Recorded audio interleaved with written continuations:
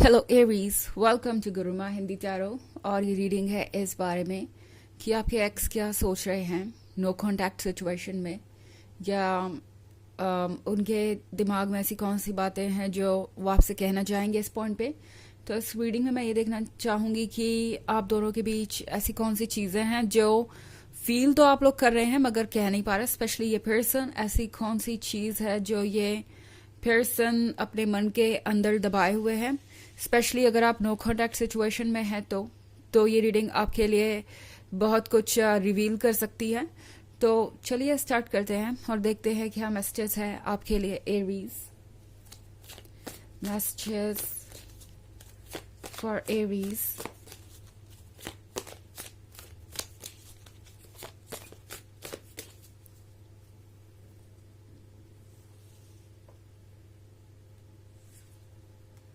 Justice, Ace of Knives, the Emperor, Five of Knives, and Temperance. Okay, तो Ace of Knives, Aries ये पहले ही show कर रहा है कि आप दोनों के बीच नो कॉन्टैक्ट सिचुएशन क्रिएट हो चुकी है। वैसे एस ऑफ नाइफ्स एक साइलेंस को दर्शाता है जो बहुत समय से शायद यहाँ पे है, और ये पर्सन द एम्परर के साथ ये महसूस कर रहा है कि वो शायद कुछ ज़्यादा ही रूड हो गए।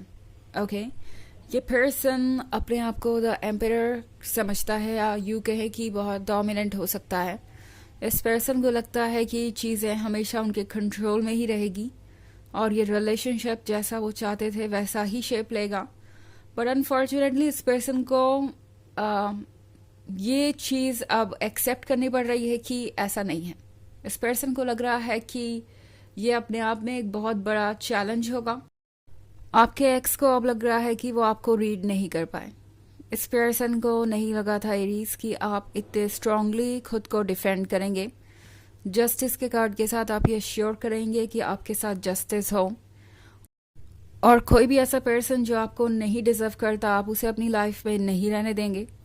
इस पर्सन को अंदाज़ा नहीं था कि ये 5 ऑफ नाइफ्स वाली सिचुएशन हो जाएगी। अब तो एरीज इस पर्सन के हालात ऐसे हैं कि उन्हें समझ नहीं आ रहा कि वो क्या करे। मूव ऑन उनसे किया नहीं जा रहा, वापस वो आ नहीं पा रहे इस एम्परर वाली एनर्जी की वजह से।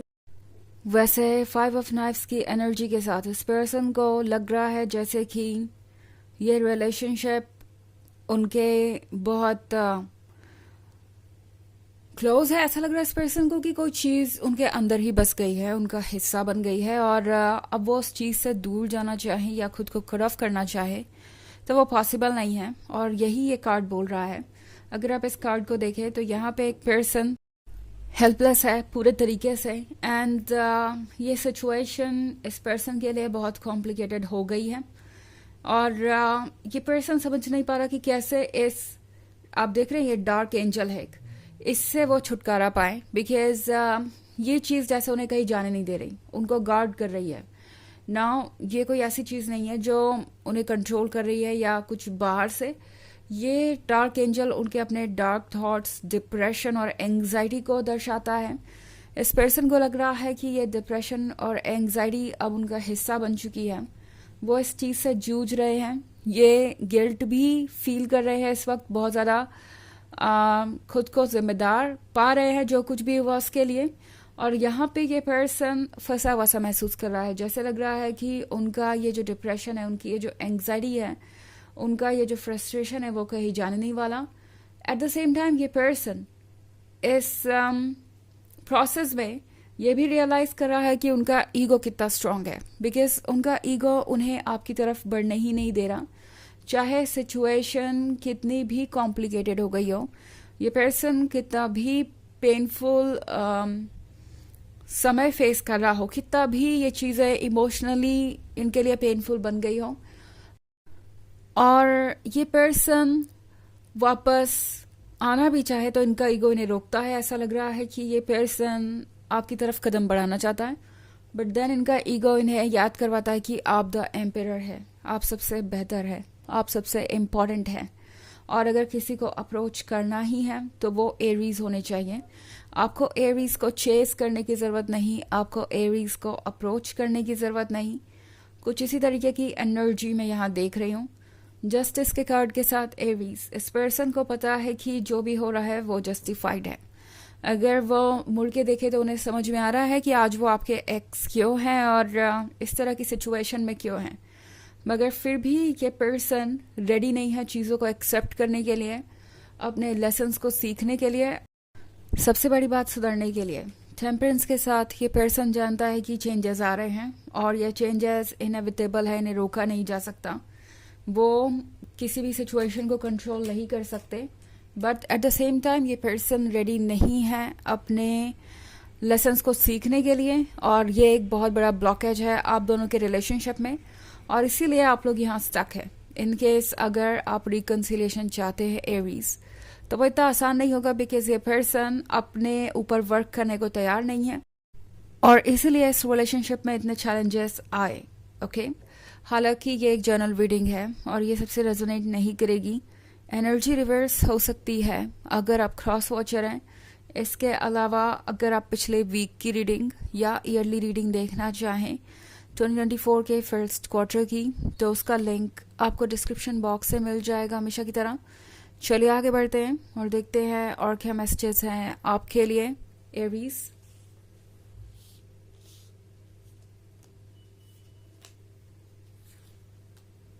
Prince of sceptres, queen of sceptres, daughter of skulls, queen of graves and the hanged man.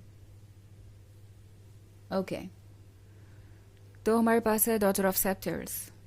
Aries, ये पर्सन आपको वॉच कर रहा है। ये पर्सन आपसे दूर नहीं रह सकता। आई मीन ये जो आपका एक्स है, ये पर्सन आपकी ब्यूटी को भी बहुत एडमायर करता है।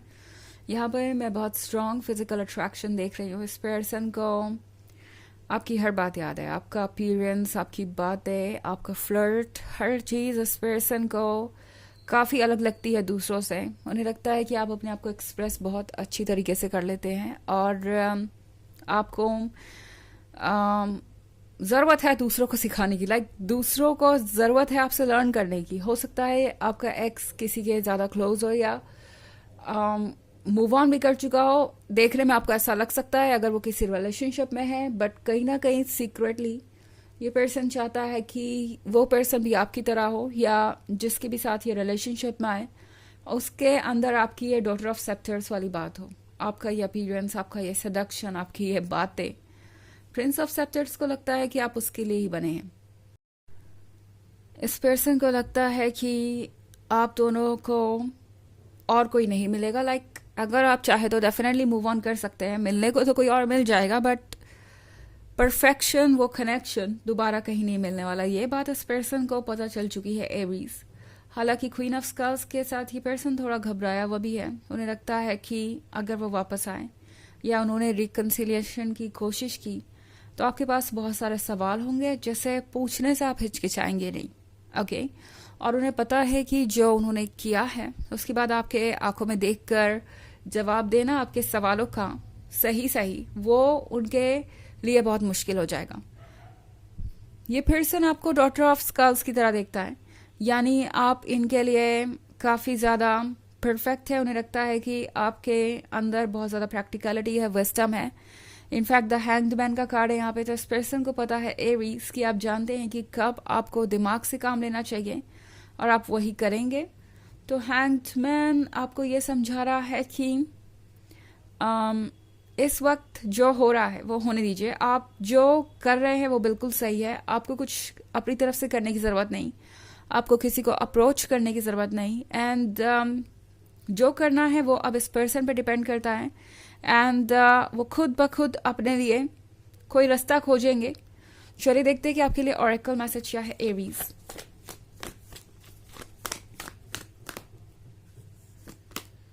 Lady Portia, divine order, do what you feel is right, an important lesson is unfolding. तो ये कार्ड आपसे कह रहा है कि जो आपको सही लगे आप वही कीजिए एरीज, क्योंकि आगे बहुत कुछ इंटरेस्टिंग होने वाला है।